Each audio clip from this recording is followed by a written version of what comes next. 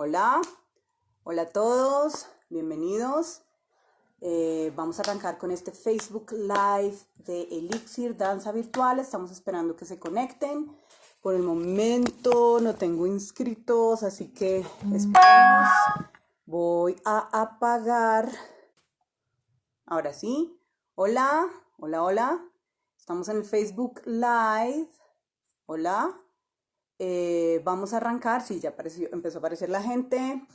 Vamos a arrancar con este Facebook Live. Ay, está mi Santa Madre, que tan buena es. Hola, señora Mary, bienvenidas. Vamos a arrancar este Facebook Live de Escuela Elixir Danza Virtual. Estamos aquí con la maestra Ana Cecilia Vargas. Ella nos va a contar ahorita un poco de su recorrido y pues una de las cosas por las cuales ella está aquí es porque es mi hermana y vivimos juntas. Entonces, pues por eso estamos aquí, no estamos violentando ninguna de las reglas, por favor, ténganlo en cuenta, somos gente responsable. Estamos saludando también a Daniel Garzón, que nos pidió especialmente que nos pudiéramos conectar con él. Y sus estudiantes. Y sus estudiantes en la... De la EFAI. De la EFAI. De Dramaturgia de la Danza. Wow, tenemos un público muy interesante. Bueno, chicos, entonces, ¿qué es lo que vamos a hablar hoy? Hoy vamos a hablar de la puesta en escena de las danzas tradicionales. Vamos a hablar de todas las danzas tradicionales en general. Evidentemente la maestra tiene su énfasis en las danzas tradicionales colombianas, pero pues digamos que esto se aplica a todas las danzas tradicionales que hemos estado trabajando. Y pues para el público de danza oriental, que es mi público más grande, pues digamos que no vamos a hacer solamente énfasis en eso. Por favor, si tienen preguntas al final de la introducción, porfa, al final de la introducción, cuando ya llegamos un poquitico del tema, ahí empezamos con preguntas, porque si empezamos antes no les podemos responder a todos. ¿Listo?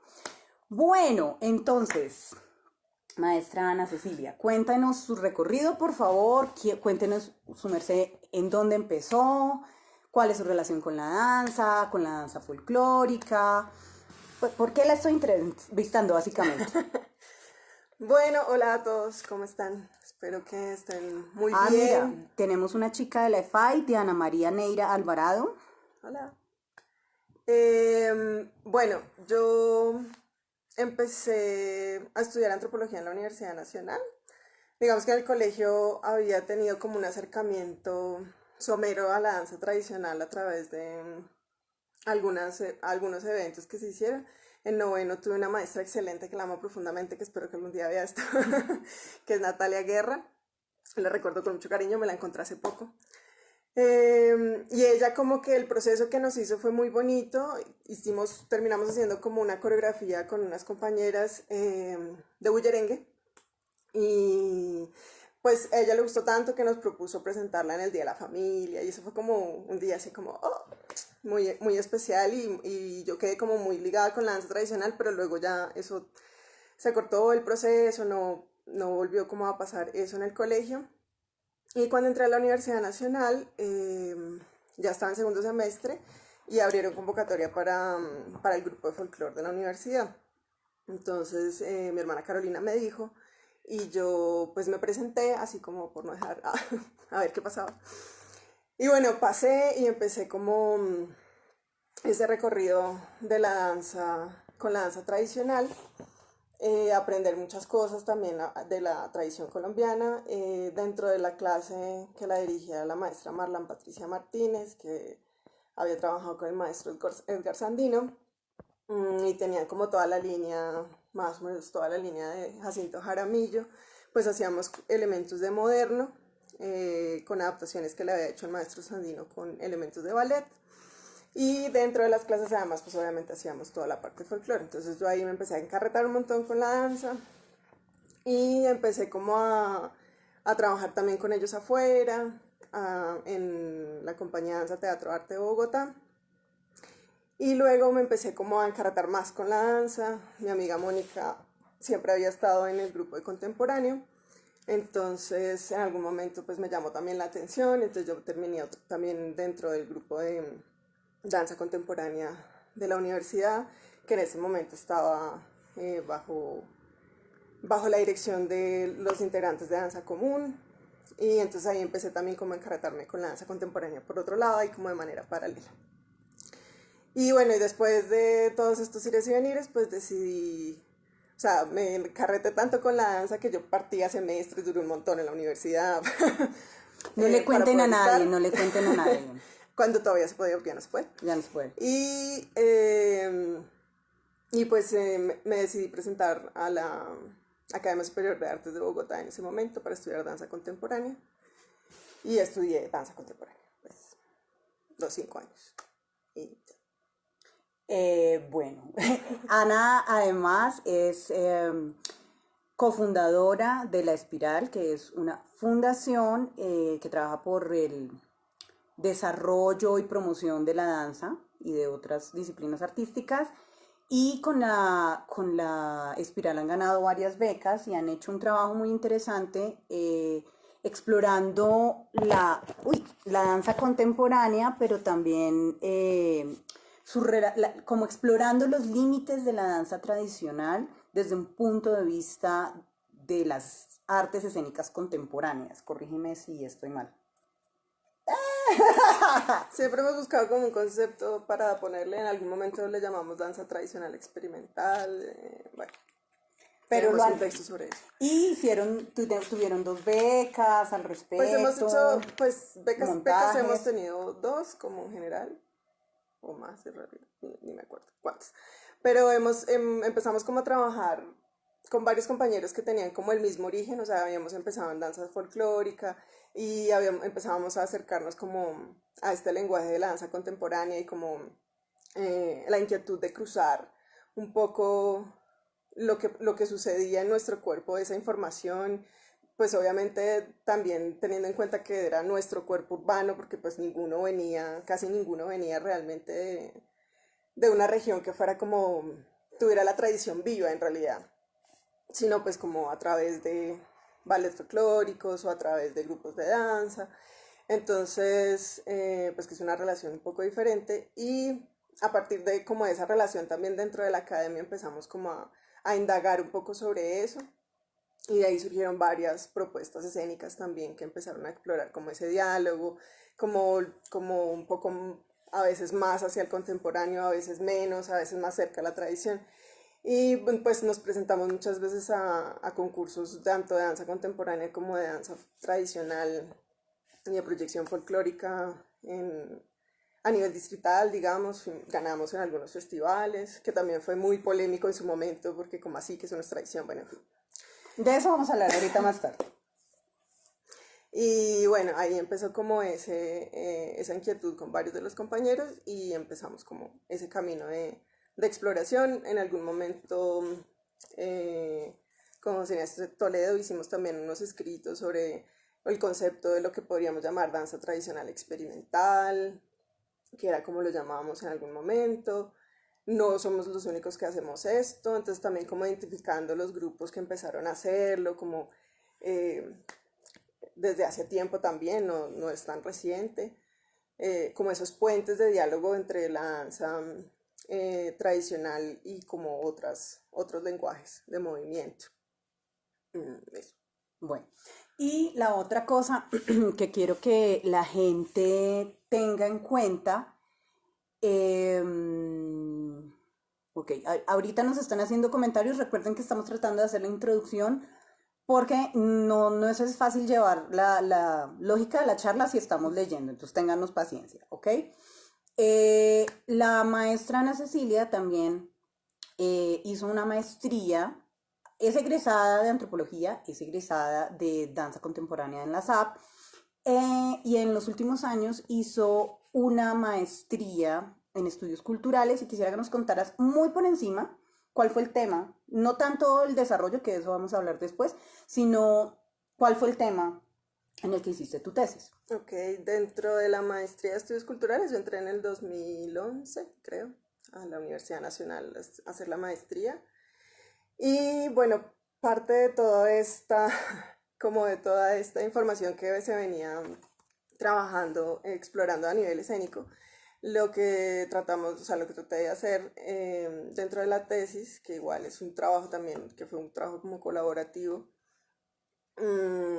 fue analizar como las diferentes tendencias que existen de la danza tradicional en Bogotá y cómo se iban relacionando un poco, qué relación establecían con las políticas culturales de estímulos a nivel distrital. Digamos que ese es como el tema en general, o sea, como lo tradicional con los lenguajes contemporáneos y como esa gama, digamos que es como una radiografía un poquito de lo que sucedía y de lo que yo veía que sucedía y que durante muchos años vi, digamos, a nivel experiencial dentro del gremio de la danza, tanto de la danza folclórica como de la danza contemporánea, y como mostrar ese espectro de posibilidades que existen dentro de las puestas en escena de la danza tradicional en la ciudad y cómo los diferentes actores se iban relacionando con las políticas distritales de estímulos en principio.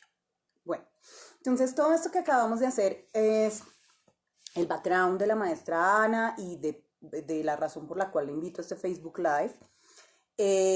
Para los que no sean directamente de la danza oriental, les cuento, pues digamos que en la danza oriental hay todo un segmento de trabajo, aparte de lo que nosotros conocemos como Rakshaki, danza oriental, danza árabe, aquí en Latinoamérica.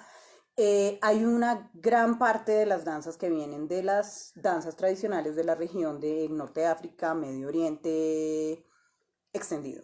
¿Sí? Entonces, digamos que lo que quiero que hablemos acá es de algunos principios, de algunas consideraciones y reflexiones que podemos hacer sobre por qué, cómo, cuál es la intención, cómo se puede llegar a una aproximación de la puesta en escena de las danzas tradicionales.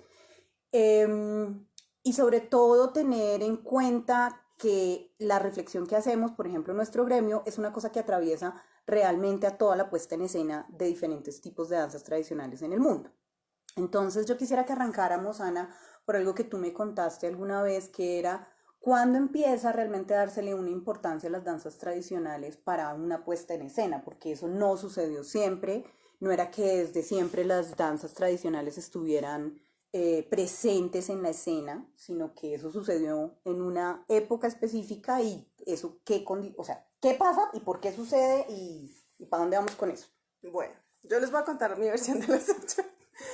Como de las cosas que yo he investigado, de las cosas que me he encontrado, de las cosas que he reflexionado. Obviamente esto no es como de todas maneras, la última palabra de nada. Dejaremos el link de la tesis de Ana en los comentarios después para que la consulten y ahí estará la bibliografía y si podemos conseguirles cositas de bibliografía la dejaremos en el link. Pero pues digamos que lo importante es, basada en la experiencia de la maestra y de su trabajo, pues va a estas definiciones que vamos a trabajar en este Facebook Live. Entonces, bueno, digamos que hay un inicio importante, digamos, de la relación con la modernidad. Entonces, cuando empieza a suceder todo el proceso del pensamiento moderno y su implementación como en diferentes escalas, digamos, a nivel político, social, cultural, hay un distanciamiento con relación a lo que venía antes, ¿sí? Como a un montón de tradiciones, costumbres que se venían dando y que la modernidad lo que trata de hacer es alejarse totalmente de esas tradiciones, precisamente en busca o visionando su ideal de progreso y su ideal de sociedad. Cuando hablamos de modernidad, ¿qué periodo histórico estamos hablando? Estamos hablando en Europa más o menos siglo XVII, si no estoy mal. Ok, listo. Para que después podamos tenerlo en Yo cuenta. soy muy mala con las fechas, así que me disculparán. Alrededor, sí, la modernidad es como después de la ilustración. Ajá. Ok, listo. Entonces se genera como un ideal que es el top pues, de la civilización, que es como la Europa de ese momento. Obviamente hombres blancos con un montón de conocimiento acumulado, con unas posibilidades económicas muy particulares, obviamente.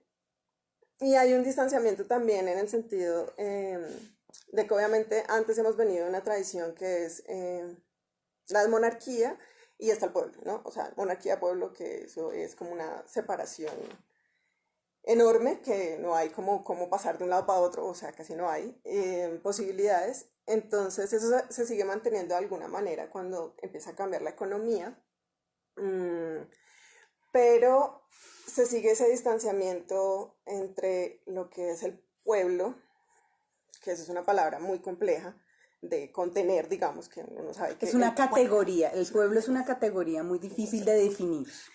Y, Y y toda las como la clases, élite y las las élites. clases que tienen un poder adquisitivo y que tienen el poder en muchos sentidos y que son la cultura dominante en muchos sentidos.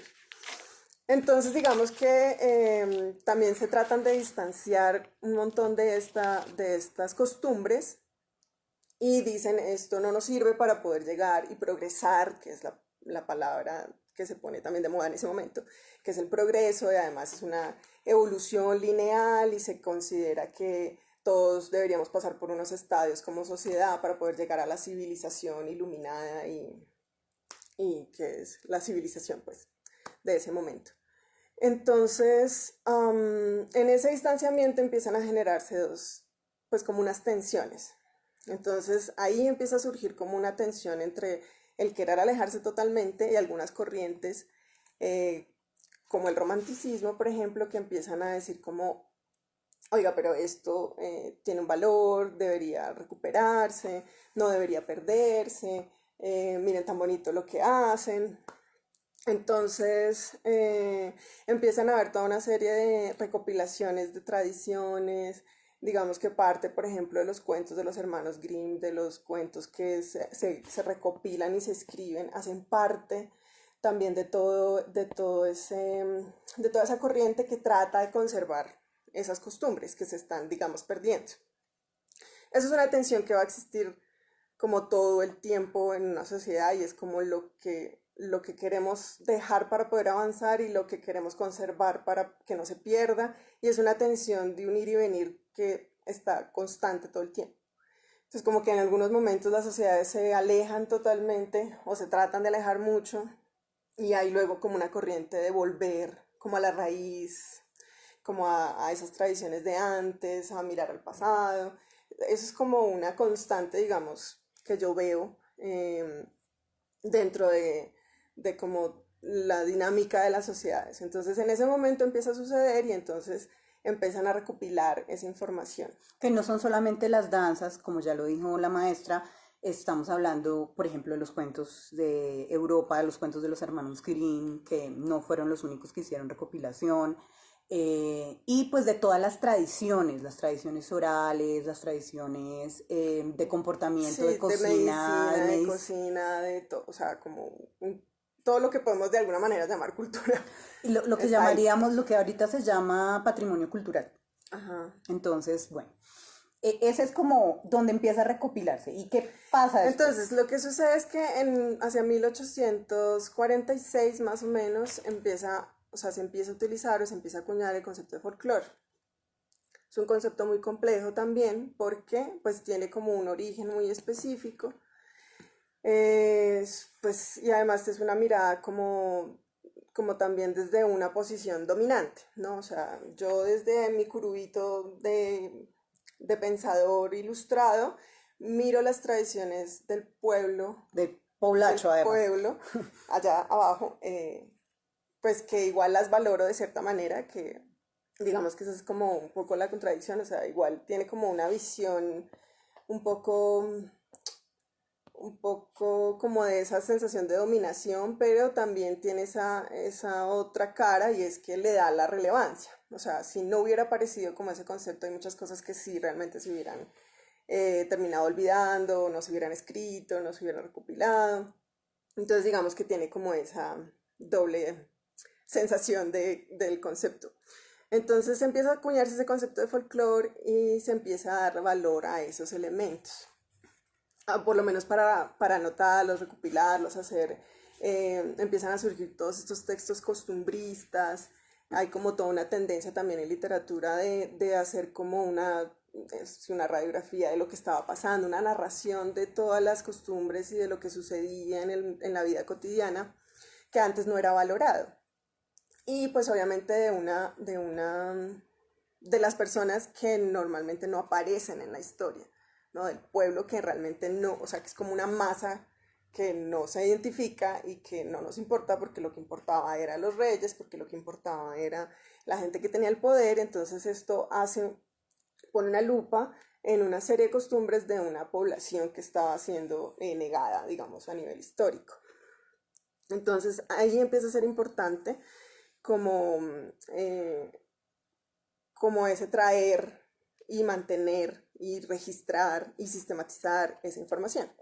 Entonces eso lo empiezan a hacer, surge digamos como una rama de la antropología cultural y luego se concreta más como dentro de como digamos una ciencia que es con los folclorólogos que se dedican realmente como a hacer toda la recopilación de la información de las costumbres y tradiciones de los pueblos. Digamos a nivel de Colombia, el concepto de folclore ha tenido como un montón de usos.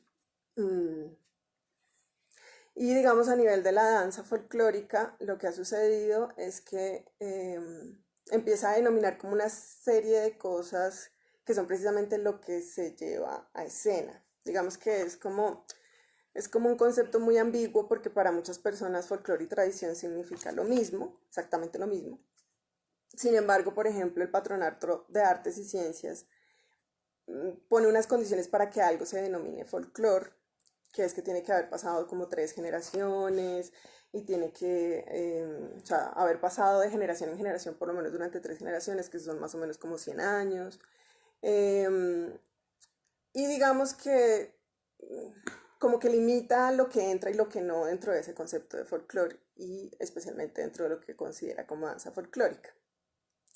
Sobre todo porque hay muchas regiones, por ejemplo en algunas regiones de Cundinamarca, bueno, no tanto por fuera, pero en Bogotá sí pasa y es que se pierde como la conexión. La conexión con la tradición viva. O sea, ya no, digamos, nosotros aquí en Bogotá no hacemos como la rumba con, qué sé yo, con bambuco y torbellino y esas cosas. Eso no pasa. Pero no hay regiones en las que sí, o sea, hay regiones en las que todavía se conservan ciertas cosas y que se escuchan y que en la vida cotidiana todavía siguen pasando. Pero entonces, claro, se establece el patronato, por ejemplo, establece esas reglas y entonces hay como cosas que se quedan por fuera que siguen siendo como complejas. Entonces esas cosas que se quedan por fuera es lo que para nosotros, digamos, con los compañeros que estuvimos hablando de eso, era lo que denominábamos tradición. Entonces para nosotros, digamos, la tradición es más amplia y el concepto de folclore engloba una parte de lo que cabe dentro de ese concepto de folclore. Entonces en las danzas folclóricas hay unas que son reconocidas como folclóricas y hay otras que no.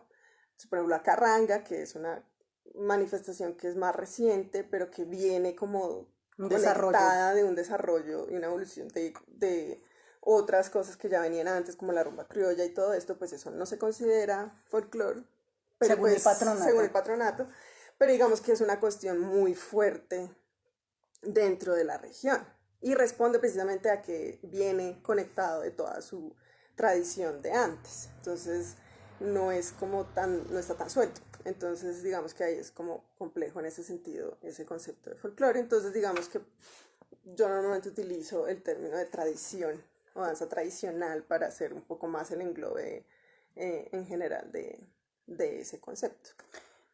Ahí yo quiero resaltar dos cosas y un poco es que en Occidente tenemos una contraposición muy fuerte de las danzas tradicionales a las danzas de academia, porque las danzas de academia son pues básicamente el ballet y pues de ahí pasan al moderno y al contemporáneo, pero tienen una forma muy diferente porque están estructuradas, están delimitadas, deben estudiarse y pues tienen una estructura que por eso se llaman de academia, porque es en la academia donde se desarrollan. En cambio, las danzas tradicionales surgen como de la dinámica cotidiana de una sociedad, una cultura. Exacto. Entonces, digamos que en Occidente y sobre todo en Europa, donde muchas de las tradiciones danzarias pues no tuvieron una continuidad en los pueblos tradicionalmente, sino como que se transformaron en otra cosa. No es que no las haya, pero decayeron.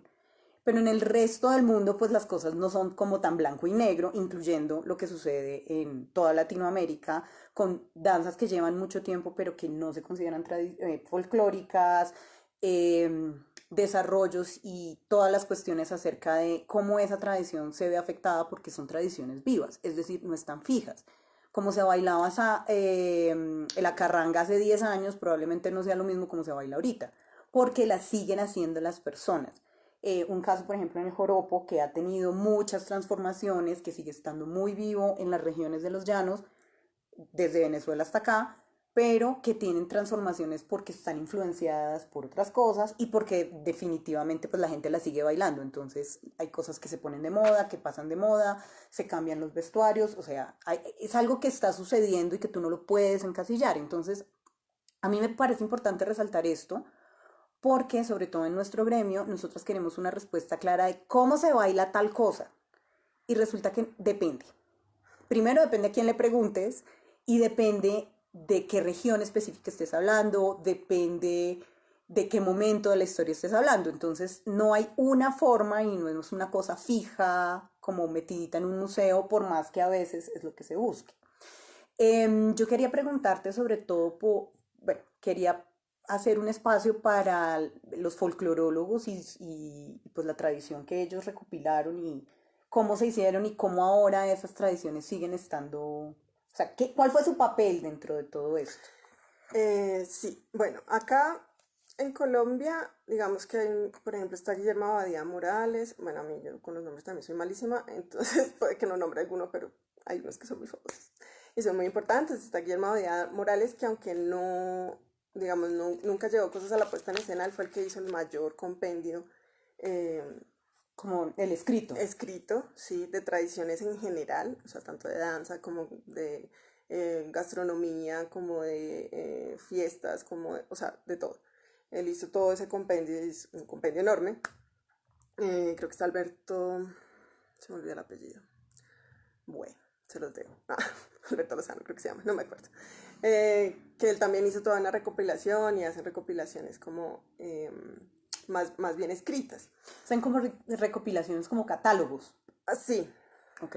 Sí, pero pues obviamente es como una radiografía, es como una etnografía, digamos, de alguna manera, que es una descripción densa de una realidad. O sea, lo escribe muy densamente, pero pues obviamente es de ese momento en que él estuvo Es como toma la en foto. campo. Ajá, es como tomar una foto. En descripción, pues. También, digamos, en nuestro país está Jacinto Jaramillo, Delia Zapata. Hay otra maestra en la región del Tolima que a mí siempre se me pierde el nombre, perdón. Pero digamos que los que hicieron como un trabajo más... Nos dice el maestro José Luis León Chaparro que Londoño, sí. Londoño, que era Alberto Londoño. Alberto Londoño. Gracias, maestro. Y Eh, Fernandín nos lo corrobora. Muchísimas gracias. Y Javier Javier Ocampo. Ajá, sí, también. Entonces, lo que empieza a suceder es que ellos hacen como una recopilación también de información, se van a las regiones, observan, recopilan pasos, hacen como todo un registro. Inés Rojas Luna. Inés Sí, Rojas Luna gracias. es la maestra del Tolima, ¿sí? Sí, Del Tolima Grande, debe ser. de la parte de abajo, sí, de Huila, Tolima, toda esa región. Entonces, ellos empiezan a hacer esta recopilación de información y empiezan a generar como unas propuestas escénicas y coreográficas. Entonces, digamos que hay una diferenciación entre lo que sucede en el acto vivo y obviamente cuando yo lo voy a pasar a una puesta en escena, o sea, a un tiempo de que de que alguien lo va a ver, pues obviamente tiene que sufrir unas transformaciones, porque obviamente lo que sucede en un contexto normal cotidiano es que la rumba puede ser de 6 de la tarde hasta 3 días después, entonces yo eso no lo puedo poner en escena porque nadie lo va a ver, porque tiene unas lógicas y unas dinámicas diferentes. Entonces eso es como una interpretación y entonces yo también tengo que, digamos, empezar a pensar un poco cómo voy a poner eso en escena. Y eso es una serie de decisiones que cada persona que se pone en la tarea toma de qué es lo que conserva, de qué es lo que modifica, de cómo lo pone, de cómo lo organiza, de que con qué música se va a hacer específicamente, y eso implica un montón de cosas.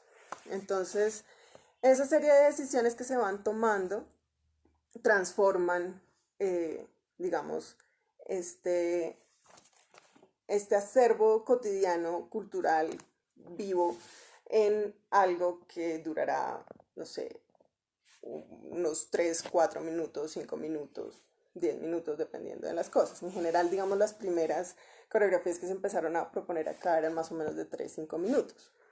No duraban muchísimo más. Entonces, ellos empiezan a hacer esa recopilación y empiezan a hacer sus propuestas. Entonces, digamos, los pasos que ellos recopilaban no los recopilaban en un solo lado, sino que iban a una región y dentro de los diferentes municipios, entonces, bueno, aquí lo bailan así, aquí lo bailan así, aquí le hacen esto, acá hacen esta figura, aquí hacen la otra, y van haciendo como una condensación, digamos, como un destilado. Sí, tenemos el alcohol y lo destilamos. Y entonces ahí sale algo que está más abstracto, digamos, concentrado de todo lo que ellos vieron. También del vestuario, también como de un montón de cosas. Entonces eso se tiene que empezar a transformar para ponerlo en escena, porque tiene unas dinámicas diferentes, porque tiene unas lógicas diferentes. Entonces digamos que ahí es que se empieza a generar como una serie de gamas que se acercan y se alejan de eso que pasaba en la cotidiano, o que empiezan a tomar unos elementos diferentes, ¿no? A poner énfasis en ciertas cosas más que en otras. Entonces, empieza, o sea, ese diálogo con el escenario, con lo que implica estar en el escenario, es lo que empieza a generar como esa diversidad de propuestas. Sin embargo, digamos que en una época ellos generaron unas coreografías y en algún momento de la historia, que yo eso no lo logré entender demasiado bien, pero en las dinámicas que se empezaron a dar después de lo que ellos hicieron y de esa recopilación, empezó a ser como la Biblia, digamos. Entonces, esa, esa forma o esa propuesta coreográfica se volvía como la forma única de hacer. Entonces, si yo iba a hacer otra propuesta, o sea, era como, no, porque, digamos, los maestros fueron los que fueron, hicieron la recopilación y entonces es así. Y entonces empezó a pasar, lo que empezó a suceder es que se hacía como la réplica de la coreografía o se le hacían ligeras modificaciones y se empezaba como a apropiar y hacer como solamente unas pequeñas modificaciones dentro del espacio, dentro de la dinámica, dentro de una cosa, dentro de las pasos, pero utilizando siempre como de base lo que hicieron los lo que recopiladores. hicieron los Que recopiladores. ahí también refiriéndonos a lo que tú decías de lo que sucede aquí en Bogotá, que pues en Bogotá no están los espacios donde esas culturas siguen vivas, entonces lo que se usa usualmente son las plantillas y las coreografías y las recopilaciones y las propuestas de los maestros que sí hicieron realmente la recopilación. Sí. Claro, digamos que hay una diferencia importante y es que, pues, digamos, todo lo que yo he analizado un poco es aquí en Bogotá, que es una dinámica muy diferente a lo que pasa, digamos, en las regiones. En las regiones, pues, pasan otras cosas, porque hay muchas regiones en las que todavía está vivo el hecho cultural como tal y pasa en lo cotidiano y no se enseña, sino se aprende en lo cotidiano, que eso tiene también unas implicaciones. Y que también hacen propuestas desde la región de lo que ponen en escena, ¿no? También pasa eso, pero digamos que responde también a sus dinámicas y es como particular lo que sucede allá. Aquí estamos, digamos, hablando un poco de lo que pasa aquí en Bogotá, que además se genera como un distanciamiento también, precisamente por la entrada y salida rápida de información que siempre ha pasado. No, aquí empezaba a llegar todo el mundo de Europa, de otros lados, en un momento entonces lo que se bailó aquí en Bogotá fueron las danzas de salón, entonces como que se deja un poco de lado todo el resto de las danzas tradicionales de acá, hasta que digamos también hay un esfuerzo, digamos a nivel político, para poder hacer una configuración de nación. Eso también es importante. La mayoría de las naciones, o todas las naciones, todos los estados nación, cuando empiezan a surgir, después de todas las revoluciones y todas las independencias que se empiezan a suscitar, empiezan a tener la necesidad de hacer una cohesión alrededor de lo cultural para generar como un sentido de pertenencia a la nación. Entonces nosotros somos colombianos porque compartimos un acervo cultural específico y nos identificamos con una serie de cosas todos juntos. Entonces ese sentido de pertenencia es importante, pues porque obviamente además más en ese momento de la construcción del Estado-Nación, uno porque necesitamos que generar el sentido de pertenencia para que trabajemos en pro de que salga adelante el Estado-Nación, pero también para que lo defendamos, digamos, de los otros que nos quieren quitar territorio. Entonces la cultura se empieza a volver un punto importante para la generación de ese sentido de pertenencia y de esa identidad que somos todos. Entonces aquí en Colombia, digamos, en ese sentido de la danza nacional y de ese tipo de cosas, claro, a nivel político aquí es muy complejo porque nosotros tenemos una diversidad de regiones muy amplia y tenemos una diversidad cultural muy amplia. Entonces no hay como una sola cosa que identifique a todos los colombianos. O sea, eso se inventa, digamos, hay un texto interesante que se llama Las tradiciones inventadas, no recuerdo el autor, siempre se me olvida, pero está por ahí nombradito, y es muy interesante porque precisamente esas dinámicas de inventar de alguna manera una tradición para que nos cohesione y nos genere una identidad todos juntos, pues se vuelve muy importante. Entonces, digamos, en un momento dado, el bambuco fue la danza nacional, lo que se suponía que nos cohesionaba, pero en un momento estratégicamente para poder como penetrar y captar como todo lo que estaba pasando en la costa, la cumbia se vuelve la danza nacional. Entonces es como, sí, es como un juego también ahí, como de intereses, lo que determina un poco de qué es lo más relevante. Igual lo que les digo, en este país que es tan diverso es muy difícil que digamos es que es solo esto, ¿no? Pues nosotros tenemos una serie de cosas que nos identifican afuera o que nosotros cuando salimos, que es cuando más se nos exacerba el nacionalismo, entonces es que el sombrero volteado o que la camiseta o que, sí, ese tipo de cosas son como construcciones que se van dando. Espérame un segundo. Tania Pineda nos pregunta cómo se llama el texto y se llama así, Las tradiciones inventadas. Pero de todas maneras lo buscamos y al final lo compartimos. Ese lo dejamos de tarea para compartirlo, lo dejamos dentro de los comentarios acá del video. Sí, se consigue en internet. Entonces, aquí ya, digamos que eso es como una generalidad de las danzas tradicionales. Hay una cosa que quiero resaltar de lo que acaba de decir la maestra Ana, y es esta cuestión de que uno tiene que hacer un montón de decisiones, que son decisiones además creativas. Daniel Garzón nos dice que son tradiciones inventadas de Eric Hobsbawm, que es Hobsbawm. Bueno, igual ahí está escrito, lo pueden buscar. No, creo que es con A, pero sí. Digamos, ahí está. Lo vamos a buscar, les dejamos el link si lo logramos tener. ¿Qué es lo que quiero que, volviendo al cuento? Lo importante es que cuando uno lleva una danza tradicional, ya sea que la llames folclórica o no, si llevas una danza tradicional a escena, tienes que tomar decisiones. Sí, tienes que tomar decisiones porque muchas de estas danzas tienen unos caracteres rituales, no necesariamente sagrados. Cuando hablamos de rituales también hablamos de función social muchas veces. Entonces, hace unos años vino el maestro Simon Sacco, que es un hombre libanés que nos está enseñando específicamente el dabke, que es una de las danzas más importantes en la zona del Levante, donde está el Líbano.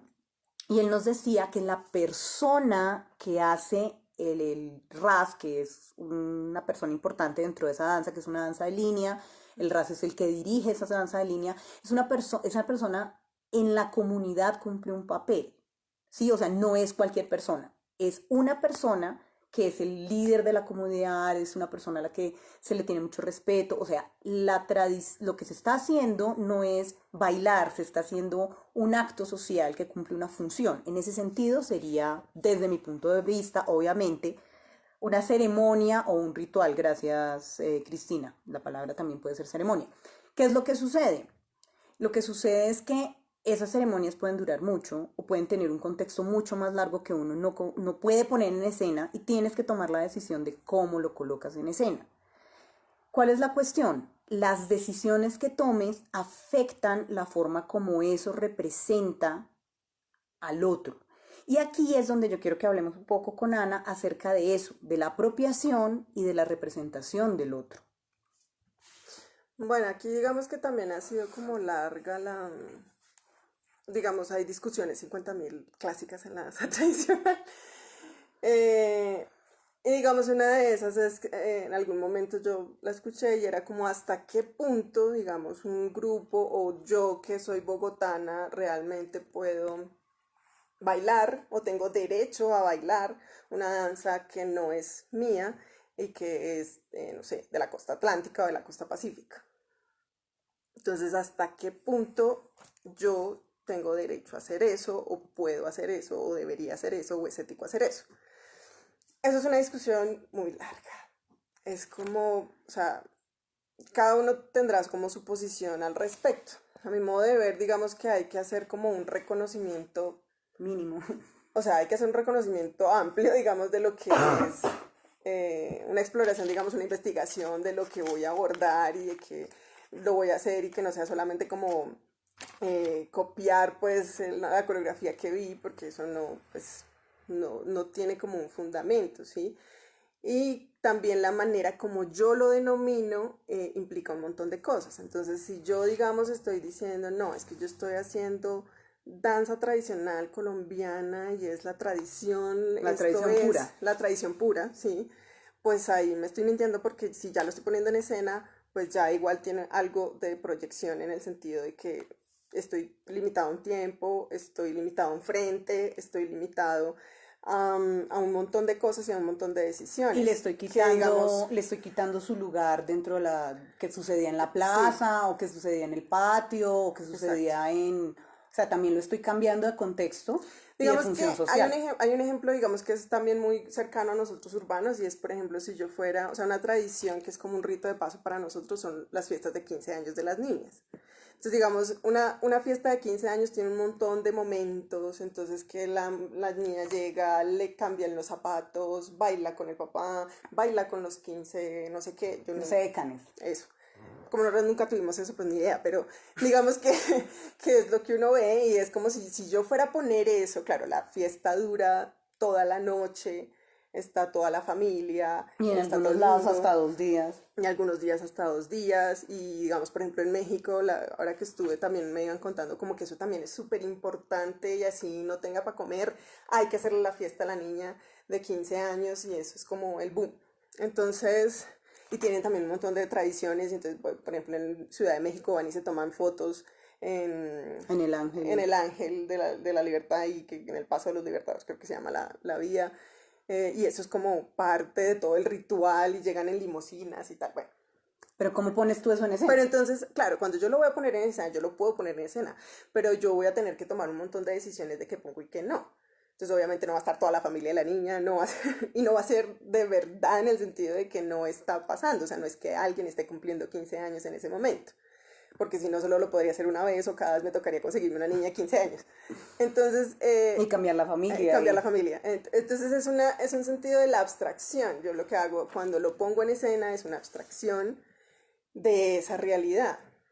Entonces, digamos que para poder hacerlo de manera apropiada, pues yo tengo que hacer una investigación a fondo, yo tengo que saber qué es lo que sucede en realidad en ese contexto, que va más allá, efectivamente, un poco retomando una cosa que decía aquí Roiber, pues cuál es precisamente esa esencia, más allá de esa forma corporal, que es el paso y la coreografía. Entonces, digamos que dentro de esa gama de posibilidades empiezan a pasar muchas cosas y empiezan a generarse muchas tendencias, ¿no? Entonces hay unas que son como que tratan de mantener como, en el caso nuestro, como como una parte de museo de esas coreografías que los maestros en principio configuraron, el maestro Jacinto Jaramillo y Dele Zapata. Entonces ellos tratan de mantener, y bueno, Inés y todos estos que hicieron como su trabajo de recopilación y lo pusieron, Entonces ellos tratan de mantener tal cual las coreografías, que tenían como una estética específica, de un momento específico también a nivel cultural, artístico, sí, responden también como todo ese contexto. También hay otros que empiezan a generarse y que no solo se generan aquí, sino se generan en todo el mundo, que es la mezcla del ballet folclórico. Entonces aquí también hay como, en este sentido del ballet folclórico hay una necesidad del blanqueamiento, es una palabra que se utiliza, que es como yo le doy, como mezclándolo con el ballet, le doy otro lugar. Lo legítimo frente a los ojos de la élite. Frente a los ojos de la élite, porque lo que hablábamos en un momento es que obviamente la danza tradicional no es algo como que yo dijera, ay sí, qué lindo, vamos a ponerlo en escena porque es maravillosa.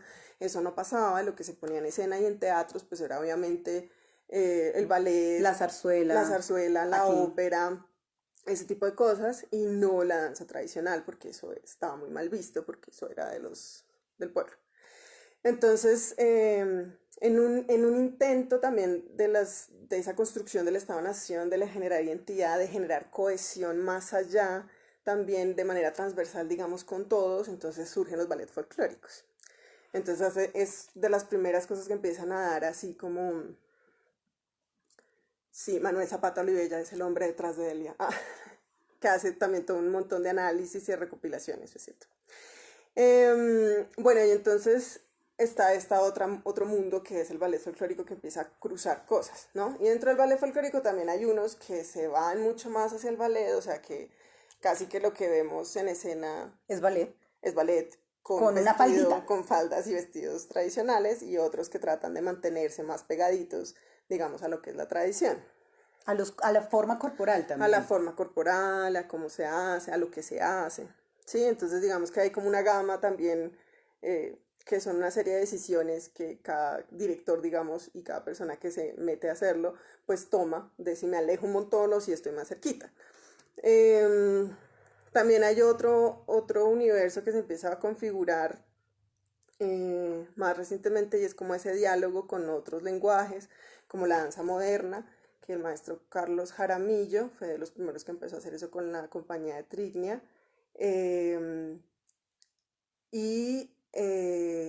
Digamos, toda la tendencia ahora con la danza contemporánea. Digamos, nosotros hicimos también bueno, danza contemporánea y otros lenguajes como el teatro, por ejemplo, que también empieza a generarse ahí como otro diálogo con elementos del teatro, entonces se hace como un poco danza-teatro con relación a la puesta en escena de la danza tradicional. Entonces ahí hay como otro mundo que empieza a suceder, y un poco más alejado es todo lo que sucede, o propuestas escénicas desde la danza contemporánea que empiezan a tomar elementos de la tradición, pero no están ubicados desde la tradición, sino desde la danza contemporánea. Entonces hacen como un diálogo y no, digamos que retoman elementos del contexto o corporales y empiezan a explorar, pero desde la danza contemporánea. Entonces digamos que este amplio espectro de cosas y de tendencias que se empiezan a dar es como un poco lo que yo investigué en la tesis, y pues que es como también un montón de cosas que pasan no solamente acá, digamos que también a nivel mundial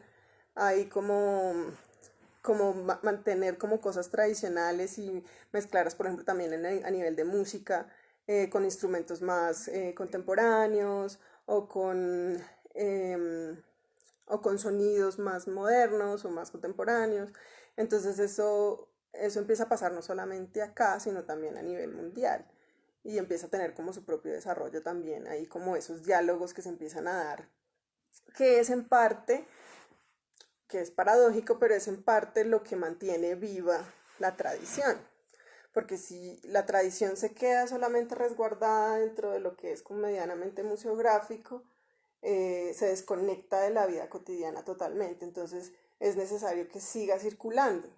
Entonces el hecho de que exista, por ejemplo, en nuestro caso, un Keep Town, que ha generalizado como esa sensación, o sea, como ese conocimiento y ese reconocimiento de la música del Pacífico, pues obviamente permite que esa tradición se mantenga de alguna manera viva. Que sí, claro, hay un montón de discusiones sobre que, pero es que se pierde, porque es que se transforma, porque no sé qué, pero digamos que Es lo que les decía, la tensión. La eterna siempre, tensión. la eterna tensión entre que voy y vuelvo y lo mezclo y lo vuelvo más purito y me devuelvo un poquito y me voy. Y eso de todas maneras permite que esa tradición siga y se mantenga y tenga un valor dentro del hoy y el actual. Bueno, tenemos aquí varias personas que han hecho unos comentarios muy interesantes. Sara al comienzo nos hablaba de cómo es que se aprenden, por ejemplo, torbellinos y pasillos Pues, en Boyacá, que pues es otra cosa porque digamos que hay otra forma de aproximarse en las regiones, que ya lo hablamos. Yo quiero aquí hablar de una cosa que estaban hablando Ferney, Paulette y otro maestro que ahorita no recuerdo el nombre, que tiene que ver con las decisiones subjetivas que se toman en cuanto a la puesta en escena. ¿Por qué? Porque Paulette nos hace en énfasis que pues es algo que hay que hablarlo. Es duro, es difícil. Y es que muchas veces estamos tomando, algunas de las decisiones que tomamos son decisiones que se toman desde un punto de vista comercial, ¿sí? Les voy a poner un ejemplo mío para que después no digan que me estoy criticando a nadie, voy a hablar de mí. Nosotros hicimos un montaje sobre una danza tradicional en Líbano y Egipto, que es el chamadán, que realmente es el zafa, realmente es el chamadán dentro del zafa. El zafa es la marcha nupcial, ¿sí? Y va una bailarina que puede ser una bailarina que se dedique a eso, con un candelabro en la cabeza dirigiendo el camino de los novios. El otro maestro fue el maestro José Luis León Chaparro, gracias, Ferney. Entonces, cuando hicimos este montaje del chamadán, la primera vez que lo presentamos, para poder explicarle al público que era una boda, sí fuimos casi fue una boda, porque fue una de las bailarinas de la compañía, con su traje de novia, con su esposo, y fue todo, para nosotras fue un ritual, y nosotras íbamos a ir en traje de gala, traje occidental, y las únicas que iban en los trajes tradicionales eran las mujeres las mujeres que estaban representando a las bailarinas que llevan el chamadán. El resto de la marcha nupcial eran pues todos vestidos occidentales, que es lo que se ve actualmente en Egipto y en Líbano, ¿sí? O sea, tú ves a la gente en traje blanco, a veces con hijab la chica, y entran los novios, y los que están de tradición son los bailarines, los demás están occidentales. Pero cuando lo presentamos, por ejemplo, cuando presentamos, por ejemplo, eso mismo para los premios Danza del Mundo, con el cual ganamos un premio, el primer puesto en el año 2016 con la compañía, lo que hicimos fue primero contar una historia, mezclar un montón de elementos y quitamos los trajes occidentales para poder dar más claramente la impresión al público y al jurado de que no estamos en Occidente, esto sucede allá. Y fue como trasladarlo un poco hacia atrás en el tiempo, pero también geográficamente, y nos tocó hacer un match-up de tiempos, espacios bastante curioso. O sea, no era lo más pegado a la tradición, ni lo actual, ni lo anterior, era un poco mezclado. Entonces mira que las decisiones también dependen al público al que vas a ir y cómo lo estás haciendo. Entonces esas decisiones tienen una razón de ser, y a mí me parece muy importante que nos cuestionemos cuál es la motivación detrás de nuestra decisión. En este que les estoy diciendo claramente frente a un público que no me estaba evaluando y al que realmente le estaba comunicando con muy poco tiempo, esto es una marcha nupcial. Les vestí a la chica de blanco y era evidente que era una boda. En cambio, a los jurados de danza del mundo les dije, bueno, no, esto no es occidental, nos vamos a trasladar, y todos íbamos con trajes inspirados en la tradición, ¿sí? Entonces, era una decisión, y lo que recuerdo que Laura Calderón, una de las chicas de la bailarina, que también ella es egresada del pregrado de estudios culturales en los Aldes, me decía, es que no podemos vender orientalismo, no podemos vender. Entonces no era hacer una cosa como llena de clichés, pero sí recurrir a algo que nos permitiera mandar un mensaje. Y tratamos de hacerlo de la mejor manera posible. Si viniera una persona de Egipto, probablemente me hubiera regañado porque son dos regiones totalmente diferentes, pero pues digamos que yo era consciente que lo estaba haciendo. ¿Cuál es la cuestión? A veces nosotros tomamos esta información sin contexto y no sabemos realmente qué es lo que estamos haciendo. O sea, no tenemos la investigación completa. Sí, eso es como una problemática, digamos, ética, al final de cuentas. Al final de cuentas, porque, digamos, es como... A mí me pasa un poco a veces con los ballets folclóricos todo el tiempo, porque, digamos, ellos afuera venden que lo que hacen es la danza tradicional del país. O sea, como... Si no nos dicen, estamos inspirados en la danza tradicional, sino es la danza tradicional del país. Y levantan en la guaina la pata hasta acá. Entonces, claro, y entonces en un mapalé salen medio en bola y se montan unos encima de otros, bueno, pasan un montón de cosas que escénicamente son interesantes, como propuestas escénicas son interesantes, pero que en realidad pues eso no es un reflejo de lo que está pasando, no es una representación tan cercana de lo que pasa en el contexto cotidiano. Entonces digamos que en ese sentido mi problema no es con ellos que hagan las cosas que hacen, sino que el cómo lo presentan, digamos. Bueno, entonces, un poco lo que decía Joana son ese tipo de decisiones. Entonces, claro, sí, exacto. Perdón, es que aquí Daniel dice como aquí cualquier gringo o que está por fuera cree y jura que los indígenas de aquí bailan el dorado con las cosas todavía en la cabeza. Pero, claro, eso es una tradición que existía, era un ritual que existía en algún momento de la historia, pero pues no. Entonces, claro, digamos, dentro de lo que sucede en escena hay una serie de decisiones, como ya hemos hablado, ¿no? Entonces, lo que dice ella, dependiendo de a quién se lo voy a presentar, dependiendo de qué es de cuál es mi público, de cuál es mi intención también como coreógrafo, digamos, mi intención puede ser simplemente a partir de un ritmo que a mí me sonó y me gustó, yo quiero hacer una propuesta coreográfica y ya. Puede ser eso y tal vez es válido, pero entonces el problema es cómo lo manifiesto. Entonces yo digo, me voy a inspirar en esto y voy a hacer esta propuesta desde yo, aquí, ¿sí?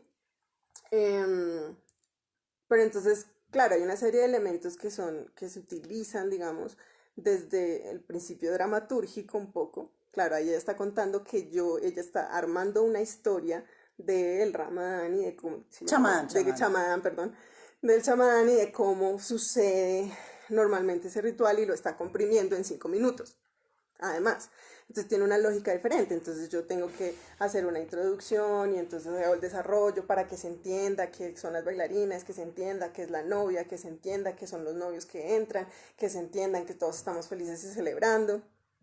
O por ejemplo, en muchos casos de la danza tradicional colombiana se utiliza, digamos, pues que pasaba, digamos, y es cierto, como las fiestas siempre han sido como un punto de contacto para la conquista, entonces se representa y a nivel, digamos, como ya utilizando gestos y elementos más teatrales, entonces se hace esta relación y se construye, digamos, esta narrativa interna a propósito para contar, digamos, parte de ese contexto en el que sucedía la danza.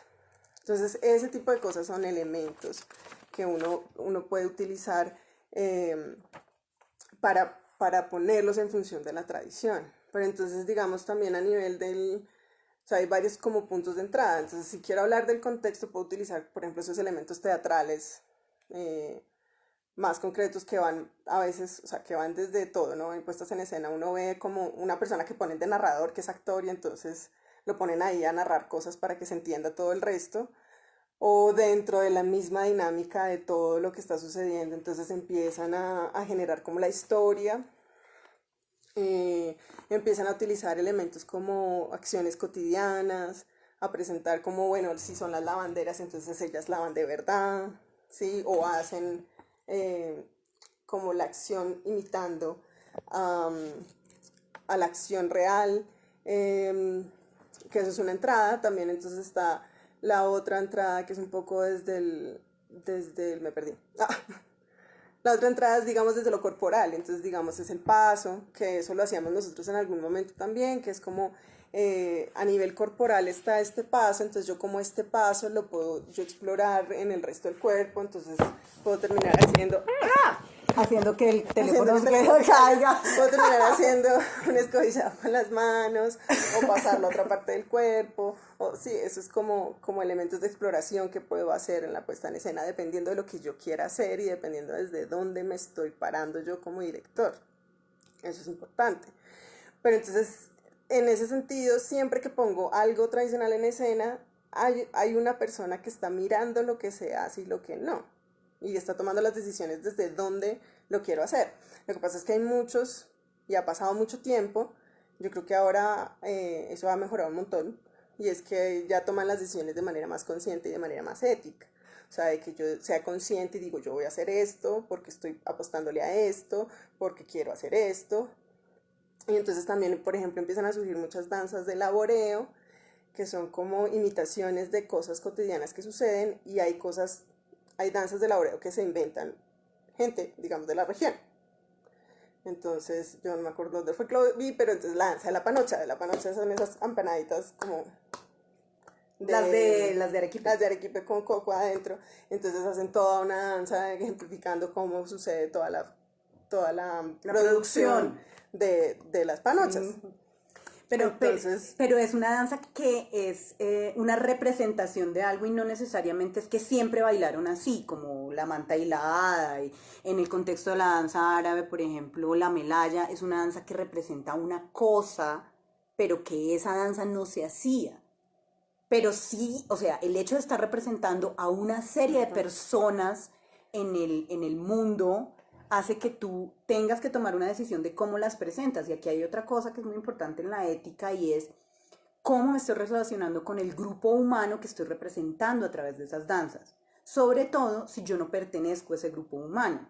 Es decir, yo estoy representando a los campesinos como tontos, estoy representando a las mujeres como sumisas, estoy representando a las mujeres como extremadamente sexys y voluptuosas, en el caso de la danza oriental, estoy representando a los hombres como el macho alfa. El macho alfa o muy burdos, o sea, también hay una decisión que estás tomando que va a hacer que el otro que mire diga, es que los campesinos son así, es que los afrodescendientes en Colombia son así.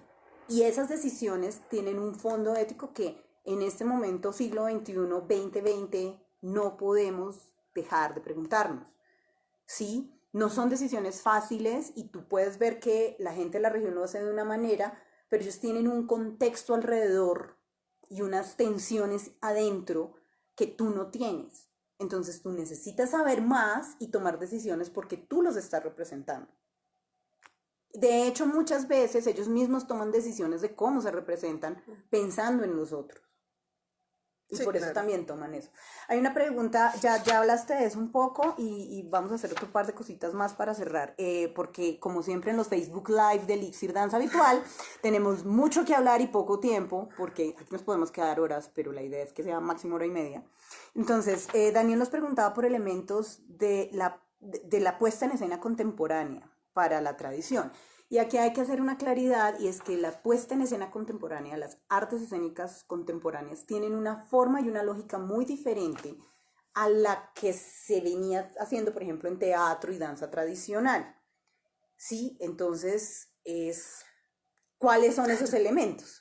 Bueno, hay una cosa también que empieza a pasar, digamos, y que también dentro de la tesis yo veía que eso es una respuesta, digamos, al formato que se empieza a pedir desde los estímulos distritales, y es que, digamos, al inicio, o sea, por ejemplo, los maestros, Jacinto, Delia, todos estos, hacían coreografías de 3 minutos, 5 minutos por mucho, ya, ese era como el formato. Entonces, lo que pasaba en una hora de espectáculo era que eran muchas danzas, o de una región y pasábamos a otra, o sí, o todas de una sola región, o se empieza, por ejemplo, en los ballet folclóricos, empieza a formarse este formato de que entonces los indígenas y luego tal cosa y luego tal etapa y luego entonces terminamos con lo más bulloso, que es como más alegrón, que les parece que es como la parte de la costa atlántica y esas cosas. Entonces hay como digamos, ese era el formato que existía normalmente.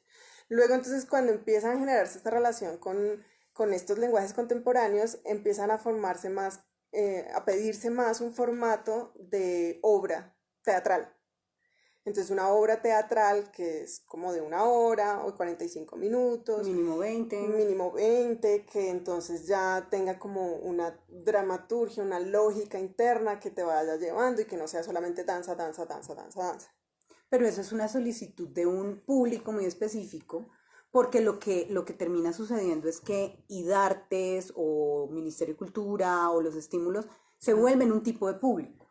Entonces ahí las exigencias cambian, porque las puestas en escena tienen que responder a otras cosas. Y la dramaturgia puede tomarse como cuento un cuento o hago otro tipo de cosas, que es, por ejemplo, lo que se hace en las artes escénicas contemporáneas. Entonces, claro, ya ahí empieza a ser, y lo que dice Ferney es muy cierto, pasa mucho en Bogotá, pues eso es el contexto en el que yo lo estudié, no sé cómo sea en otros contextos, pero sí, pero sí es muy importante, porque entonces eso empieza a cambiar las dinámicas. Entonces hay personas que no se sienten representadas dentro de esas convocatorias porque sienten que no caben, porque no están dispuestas, digamos, a modificar lo que vienen haciendo. Hay otras que entonces dicen, no, como eso es lo que están pidiendo, y pues es una necesidad también que yo lo expongo un poco a través de un texto en la tesis, y es que hay una necesidad de reconocimiento, pero también de redistribución. O sea, hay una necesidad de que yo me gane el premio porque eso me da un reconocimiento frente al gremio, pero también hay una necesidad de obviamente tener los recursos económicos que se están ofreciendo, porque muchos pues vivimos un poco como también de esa dinámica de ganarnos un premio para poder trabajar. Entonces, claro, hay muchos que negocian su manera de hacer para entrar en las lógicas, digamos, de lo que es la convocatoria. Y pasa mucho en los festivales también. Entonces, digamos, a nivel ya más general, entonces, digamos, en los festivales folclóricos en muchos casos se piden unas cosas específicas, entonces que el vestuario tiene que ser así, y que entonces usted tiene que montarlo así, que tienen que ser tantas parejas. Tienen que ser tantas parejas, y que tiene que ser de tal manera, y que no puede pasar la falda de tal punto, y todas estas cosas empiezan a direccionar lo que uno pone en escena, ¿sí? Por ejemplo, en Neiva, que estuve hace poco también en el festival, ¿verdad? ¿Cómo se llama? En el Reinado Nacional del Bapuco, pues que tiene que ser la coreografía tal cual y bailada perfectamente y con todos los pasos, y entonces tiene que ser perfecta.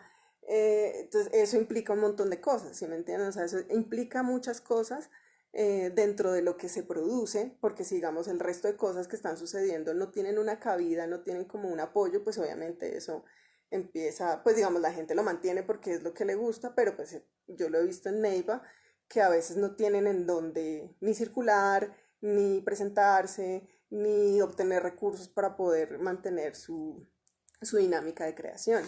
En la danza oriental, y sé que no solamente en la danza oriental pasa, y es lo que llevas a escena tiene unas limitaciones por los concursos, por ejemplo. Entonces, una pieza folclórica puede completa durar 5 minutos y te piden 3, o al contrario, tienes una pieza que es de 1 minuto y medio, pero te piden mínimo 2. Estoy diciendo cualquier cosa, pero digamos que esos requerimientos generan unas transformaciones en lo que se pone en escena. De nuevo lo mismo, a quién le estoy presentando y por qué, y cómo eso define lo que yo estoy haciendo. Ya para cerrar, retomando una cosa que decía Ferney sobre el archivo vivo, y Yusleni sobre, pues ella está viviendo ahorita en Gachetá, y ella me dice que, pues obviamente las representaciones folclóricas de las danzas folclóricas para los campesinos de la región tienen otra sensación, porque es una cuestión de arraigo, de generar esta sensación de lazos, de estos somos, como comunidad, no como nación. La nación es una cosa más abstracta, la comunidad es una cosa que vivimos cotidianamente. Uh-huh. Entonces, para ellos las representaciones de sus danzas tienen otro sentido. Y pues que eso es también muy importante tenerlo en cuenta. O sea, quién es nuestro público, cuál es nuestro contexto y qué función tienen esas danzas en los lugares donde se realizan. Alguien que no escribía el nombre, perdóname, hablaba de estas apuestas por trajes inspirados. Entonces, por ejemplo, que es una cosa que sucede con las puestas en escena de danza contemporánea, pues que no se toma el vestuario oficial ni el tradicional, pero ahí hay que hacer una aclaración, y es que muchas veces los trajes tradicionales se modifican desde el día cero para la escena. Me explico. Lo que se estaba haciendo, los trajes que se usaban para las danzas de la cumbia no necesariamente iban a ser con estas faldotas hasta acá, pues porque probablemente eran un poco más pequeñas. Lo que pasa es la espectacularidad de la escena, pues chévere tener una falda hasta acá, porque pueden hacer cosas más chéveres. Ferney nos abandona por el momento, pero todo esto va a quedar grabado y pues vamos a poder seguir charlando. Entonces les decía que respecto a los trajes, por ejemplo, suceden cosas como cuál es la decisión con la que lo tomo. En danza oriental, por ejemplo, se usa mucho, como nuestro contexto es un traje de 2 piezas para el Ratcharki, danza oriental normal.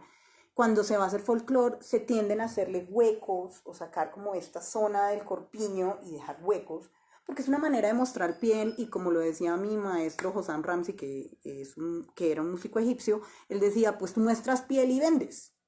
Y volvemos a la decisión de lo comercial, pero ¿cuál es tu intención al mostrar la piel? Si estás en un concurso donde es muy espectacular lo que se está haciendo, pues lo vas a hacer porque pues es lo que te piden. Pero si lo estás haciendo por fuera, ¿cuál es tu decisión? ¿Cuál es tu apuesta cuando le haces eso? Y bueno, eso respecto como a los trajes. Ahorita si la maestra nos quiere añadir algo. Creo que ya hablamos un poco Sí, espera, haga una acotación sí. ahí, que por aquí Marcela Hernández creo que está. Nos hablaba un poco que en Villavicencio hace rato que no se trabaja como danza tradicional como tal, sino la proyección. Y digamos que hablando un poco del traje, digamos en el joropo, pasa un poco esa relación también, pues porque normalmente en el joropo criollo, que ahora se conoce como criollo, digamos que el vestido es muy sencillo, es un vestidito como de flores, normalito, ¿sí? Los hombres también con su vestuario como más o menos cotidiano, era la manera como se representaba y entonces eso se fue yendo como un poco a lo espectacular, a la lentejuela, al brillo, a las faldas más cortas, muy brillantes, con muchos boleros. em, y es como una decisión de, está inspirado en, porque sigue siendo flores, porque sigue siendo, igual usaban a veces como encajes, boleritos, pero entonces empieza como... El mega bolero. Sí, el mega bolero, con la mega enagua, que uno medio da una vuelta y ya se levanta la falda. Ese tipo de cosas están pasando también ahí. Claro que también ahora lo que yo he visto es que empiezan a haber otra vez campo para los parejas criollas. Entonces también tienen como un premio para, digamos, esas parejas que bailan criollo. Entonces empieza a ser como otra vez el rescate de la Otra vez la tradición. Nos vamos muy lejos. Otra vez la Y atención. entonces decimos, ay no, espere que se nos olvidó esto. Y entonces se vuelve como a recuperar esa tradición.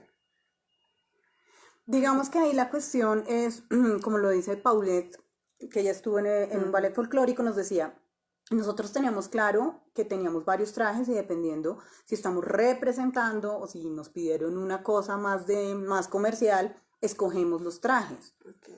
Y pues digamos que eso también son decisiones y son decisiones difíciles. Yo creo que ya lo habíamos hablado con Ana, pero quiero que quede muy claro que no estamos diciendo que algo está mal, no estamos diciendo eso, ni algo está bien.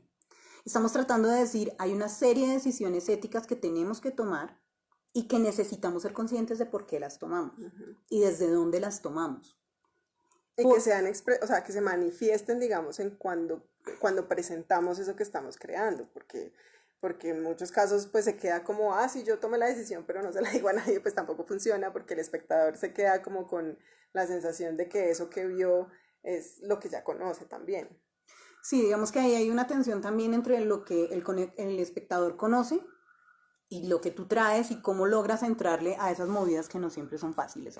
Kate nos ha estado diciendo unas cosas, Kate Bustamante, acerca de Juan Cabrestero Ávila y sus puestas en escena con un contexto de danzas llaneras, si no estoy mal, de danzas de los llanos orientales, que sí en Villavicencio ha visto muchas puestas en escena con elementos de danza contemporánea y que ella ha visto concursos exclusivos para el joropo criollo.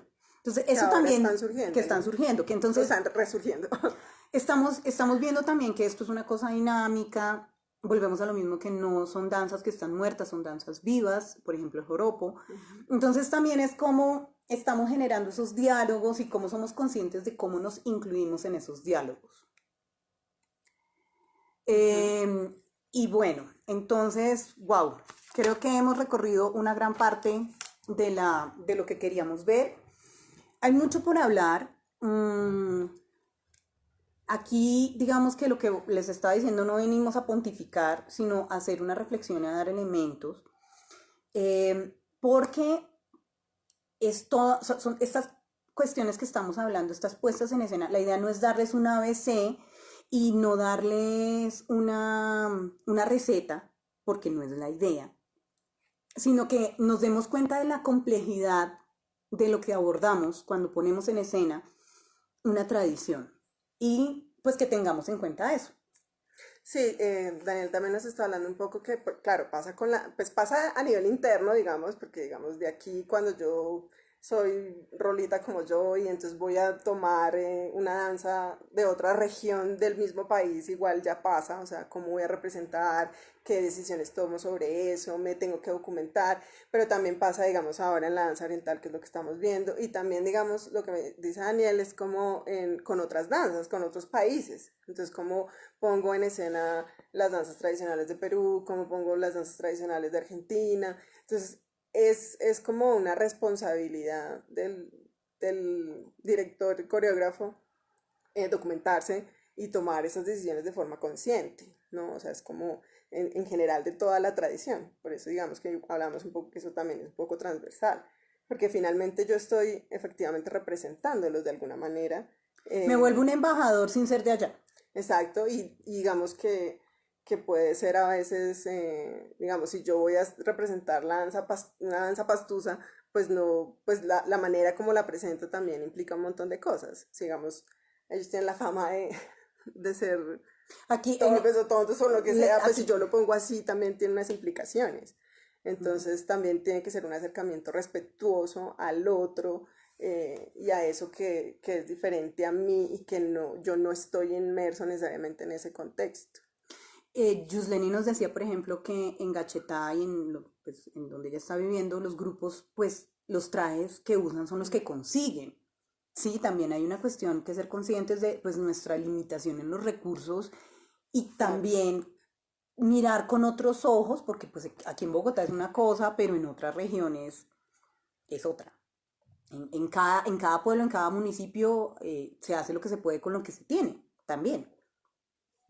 Bueno, aquí Mm, Royber nos habla, pues habla un poquito como de la técnica de calentamiento, que eso también es importante, digamos, la forma como yo preparo a las personas que van a estar en escena, ¿no? Digamos que eso es otra discusión enorme, pero que viene también al caso porque pues es también una serie de decisiones de cómo preparo ese cuerpo para que haga y represente a ese otro que yo quiero que se acerque. Entonces, qué le enseño, cómo lo llevo, cómo hago que se pare, ¿sí? Y si estoy más cercano, más lejano de lo que cotidianamente sucede.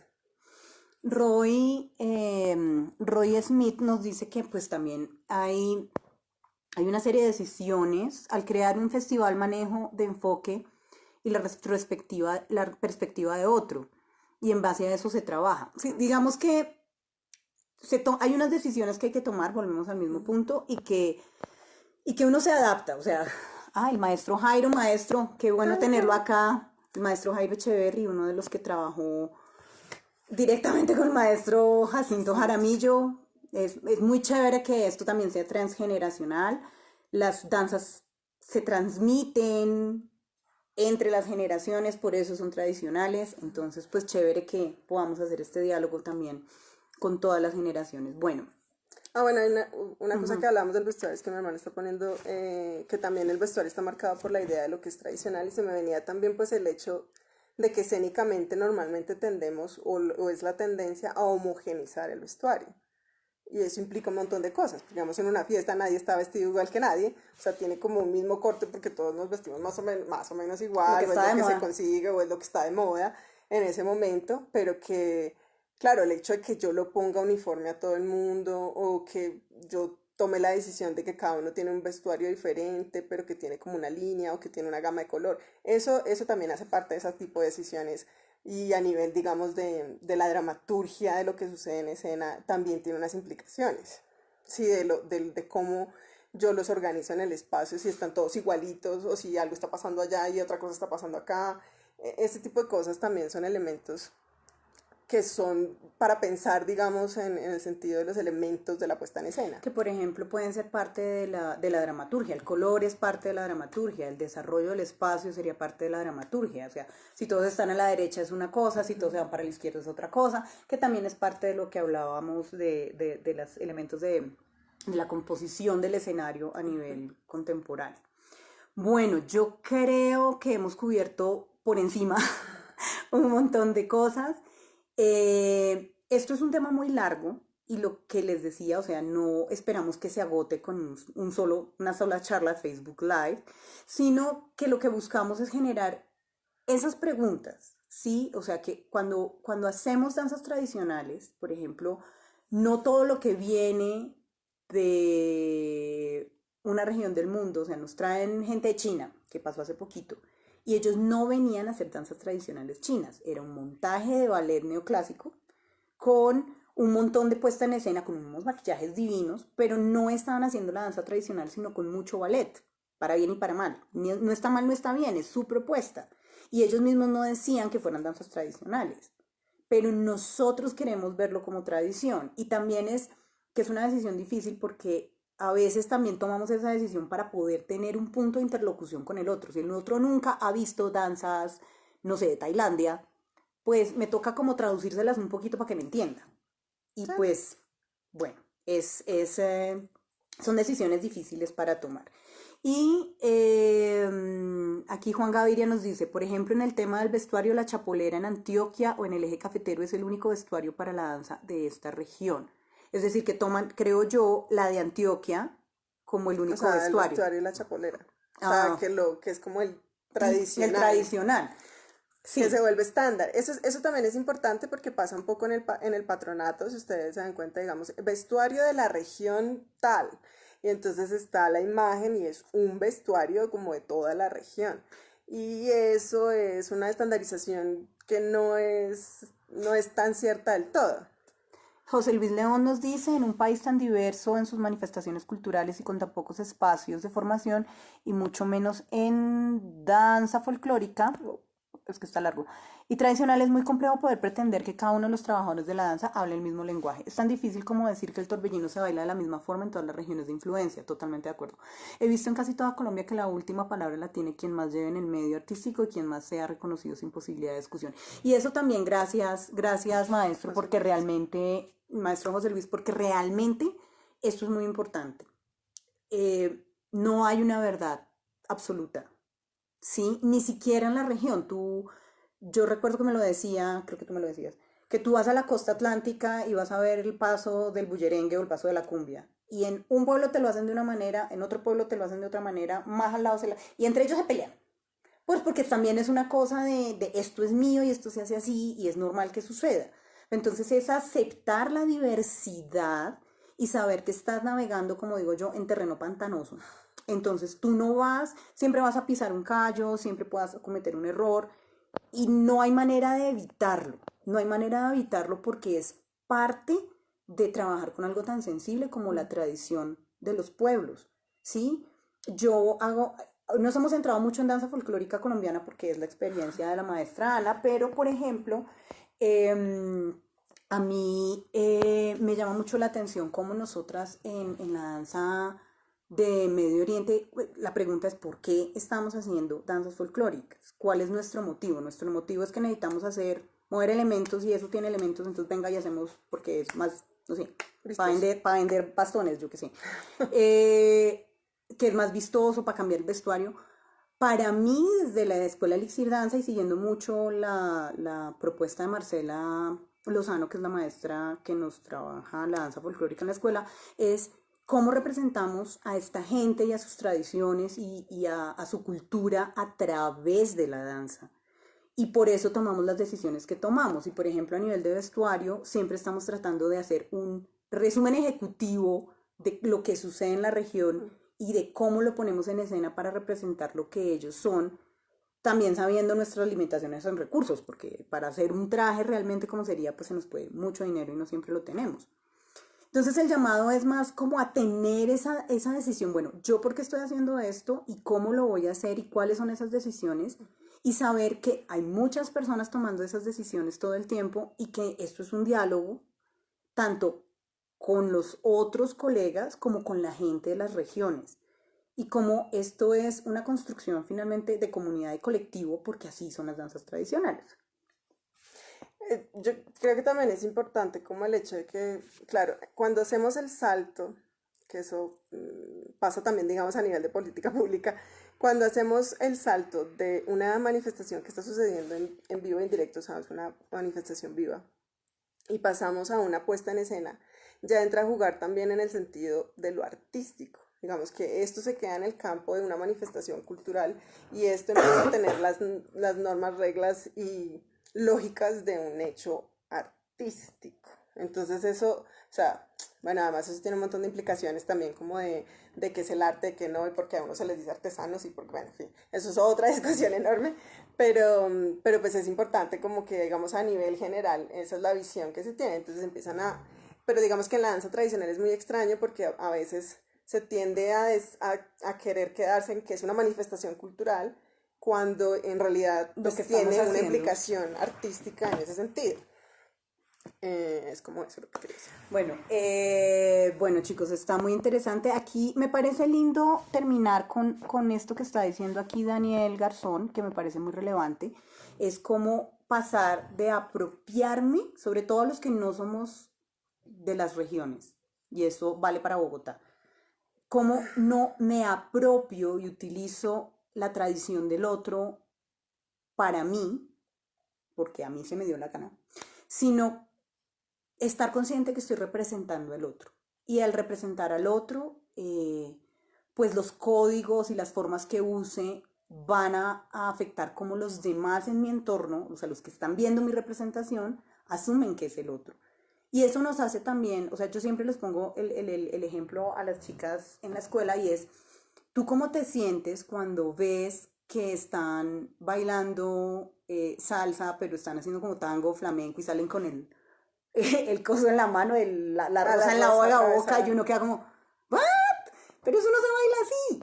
O cuando salen bailando una danza así todo estilo Dirty Dancing y que eso es lo que se baila en Colombia en El Señor y la Señora Smith. Es decir, es tener en cuenta cómo quiero que me represente, cómo me siento bien yo representada y tratar de hacer ese mismo ejercicio para el otro. Que no es fácil, que te das cuenta que hay mucha información y que hay que navegar y empezar a tomar decisiones, pero si tú tienes claro cuál es el objetivo final, pues puedes tomar mucho más fácilmente, pues fácilmente no, pues puedes tener un criterio más bien para tomar esas decisiones. Sí, yo quería cerrar como con una anécdota bonita que nos pasó con una de las obras que hicimos que se llama El oro líquido. Alguna vez tuvimos la oportunidad de presentarla en un circuito por Santander y no recuerdo si fue en Pamplona o fue en otro de los lugares que estuvimos, pero fue muy bonito porque luego hicimos un conversatorio. ¿No fue en Barbosa? No, no estuvimos en Barbosa. Hicimos un conversatorio luego y pues dentro de la pieza se utiliza música tradicional, pero no la bailamos de manera tradicional. Y los vestuarios, digamos que están inspirados ahí sí en el vestuario más o menos tradicional, pero tiene como toda una propuesta estética diferente. Y fue muy bonito porque, digamos, cuando estuvimos en la conversación con las personas, la recibieron muy bien, había gente de todas las edades y nos decían cómo nos sentimos representados ahí, o sea, nosotros no estamos bailando tradicional, pero que les parecía muy bonito que nosotros tomáramos la música, hiciéramos eso y acercáramos, digamos, la danza tradicional y los ritmos tradicionales a los jóvenes. Entonces que igual se sentían ahí como puestos ellos también, independientemente que fuera como la forma tradicional o normal, digamos, como se baila o como se pone en escena generalmente. Entonces, digamos que eso fue como una anécdota bonita que nos pasó con esa pieza. y que es como esa sensación como del respeto del otro y pues que nosotros lo hacemos con todo el amor del planeta y con todo el respeto también como de esa sensación del otro y pues indagando también dentro de esos lenguajes.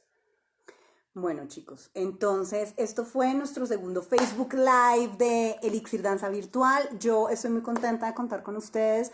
Son un público maravilloso, realmente preguntas muy interesantes, información muy interesante. Vamos a tratar de seguir haciéndolo en la medida de lo posible. El siguiente creo que se va a demorar un poquito porque lo queremos hacer con Francesca, pero lo habíamos decidido antes de la decisión de cuarentena, entonces pero la tenemos de vecina, de pronto es fácil. Ahí tenemos que negociar. No diga eso, no diga eso. Vamos a ver cómo lo cuadramos, pero lo que quiero decirles es que este es un espacio que queremos mantener. Tengo a mi alrededor, tengo la dicha y la fortuna de tener a gente muy interesante cerca mío que son las personas con las que me he formado y que las que me han permitido ser la persona que soy en este gremio. Y quiero compartir esto con ustedes porque es el momento de abrir el conocimiento y que todos podamos acceder a esta información. Muchísimas gracias. Royber nos dice para cerrar, responsabilidades creativas, logísticas, económicas, publicitarias, legales, humanas y culturales. Me gusta mucho lo de humanas porque también así como es el respeto de las personas a las que representamos, es el respeto a nuestros bailarines y a nuestros ancestros y a nuestros iguales en otros países. Muchas gracias a todos, muy chévere y nos vemos en el próximo Facebook Live de Elixir Danza Virtual. Los quiero. Chao. Gracias.